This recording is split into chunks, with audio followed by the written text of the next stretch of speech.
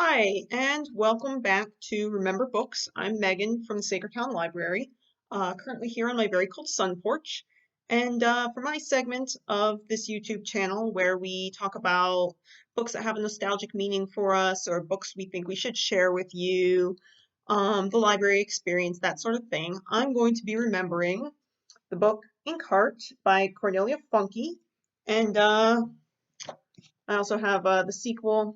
The third one is actually on its way to my house as we speak in the mail because I decided it was finally time to own this series that I have loved for years and years.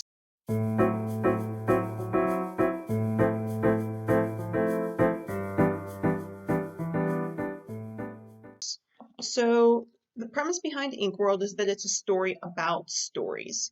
And it's a story in which this girl and her father have the ability to bring to literal life the things that they read about in stories. And that ability is magical and beautiful, but it also brings them a lot of trouble.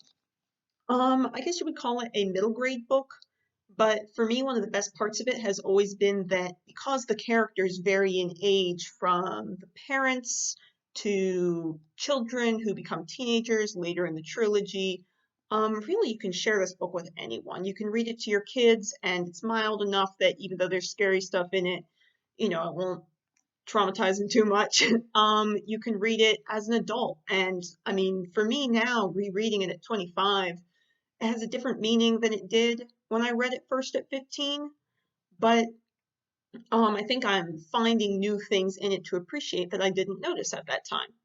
It's actually by a German author. Cornelia Funke is German, and so all of her books are translated into English, I believe by the same woman, Anthea Bell.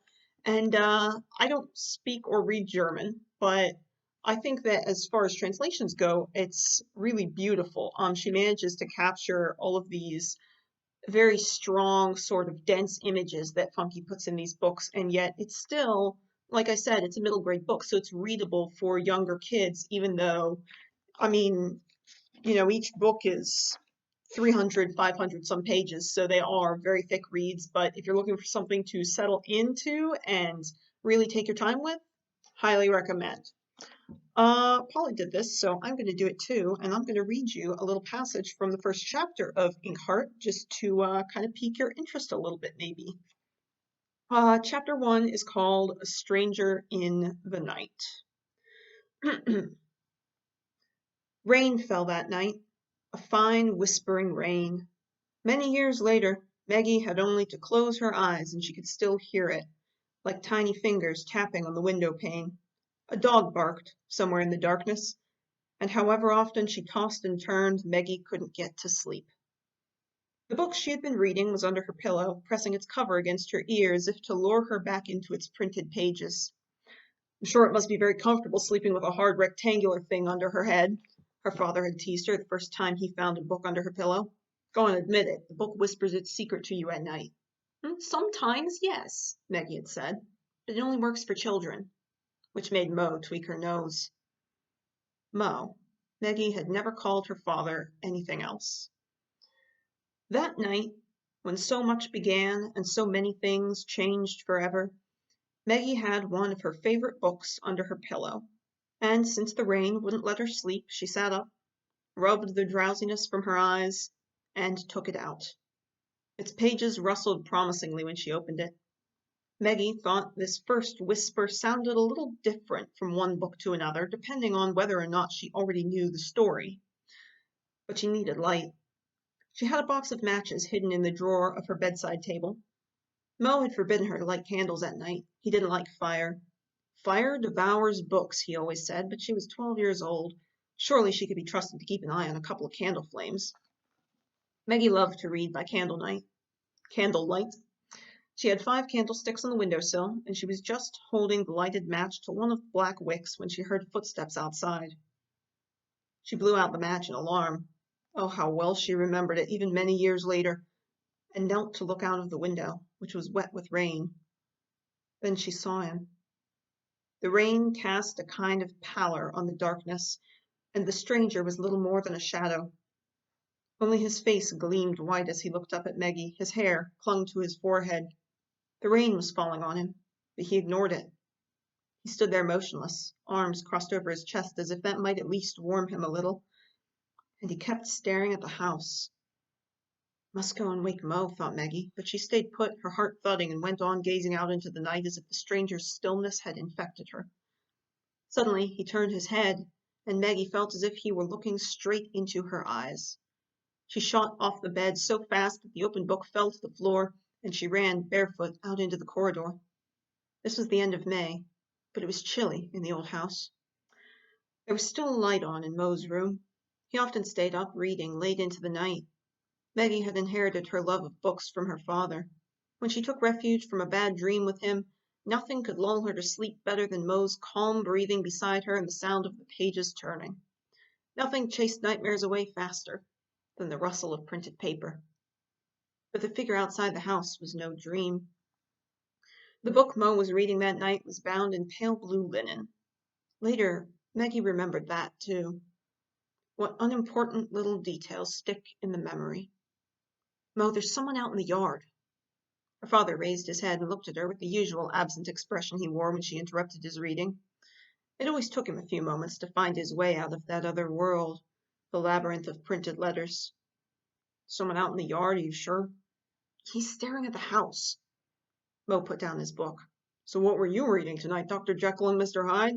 Maggie frowned. Mo, please, come and look. He didn't believe her, but he went anyway. Maggie tugged him along the corridor so impatiently that he stubbed his toe on a pile of books, which was hardly surprising. Stacks were piled high all over the house, not just arranged in neat rows on the shelves the way other people kept them. The books in Mo and Maggie's house were stacked under tables, on chairs, in the corners of the rooms. There were books in the kitchen and books in the lavatory, books on the TV set, in the closet, small piles of books, tall piles of books, books thick and thin, books old and new. They welcomed Maggie down to breakfast with inviting opened pages and kept her boredom at bay when the weather was bad. And sometimes you fell over them. He's just standing there, whispered Maggie, leading Mo into her room. Has he got a hairy face? Could be a werewolf. Stop it. Maggie looked at him sternly, although his jokes already made her feel less scared. Already she hardly believed any more in the figure standing in the rain, until she knelt down again at the window. There, you see him? She whispered. Mo looked out through the raindrops running down the pane and said nothing. Didn't you promise burglars would never break into our house because there's nothing to steal? Whispered Maggie. He's not a burglar, said Mo as he stepped back from the window, but his face was so grave that Maggie's heart thudded faster than ever. Go back to bed, Maggie, he said. The visitor's here to see me.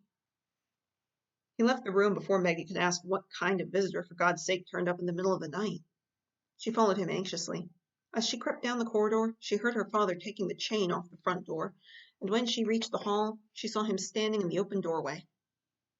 The night came in, dark and damp, and the rushing of the rain sounded loud and threatening. Dustfinger, called Mo into the darkness. Is that you? Dustfinger, what kind of a name was that?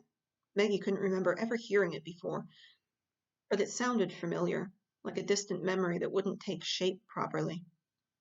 At first, all seemed still outside except for the rain falling, murmuring as if the night had found its voice. Then footsteps approached the house, and the man emerged from the darkness of the yard, his long coat so wet with rain that it clung to his legs. For a split second, as the stranger stepped into the light spilling out of the house, Maggie thought she saw a small furry head peek over his shoulder, snuffling as it looked out of his backpack and then quickly disappearing back into it. The man wiped his wet face with his sleeve and offered Mo his hand. Who are you, Silvertongue? He asked. It's been a long time. And this video is 9 minutes long, and the chapter keeps going, so I'm going to leave you there for now. But if that intrigues you, see if you can find a copy online, or I know that the Philadelphia Free Library might have a copy. Not sure about Overdrive, or you could purchase one from thrift books, which is usually inexpensive. Just trying to find options that might not break the bank in these times. Like I said, this is one of my favorite childhood books, and it's one of my favorite adulthood books too, which I think that that's when you know that it's good, if it has staying power like that. Fun fact about this book, Brendan Fraser, who plays Mo in the one film adaptation. They did not film the entire trilogy. Also reads the audiobooks. And the author, I think, actually had him in mind when she was writing the books because they were previously acquaintances. So when you're reading them, you got to picture Brendan Fraser. This has been Inkheart on Remember Books. Until next time.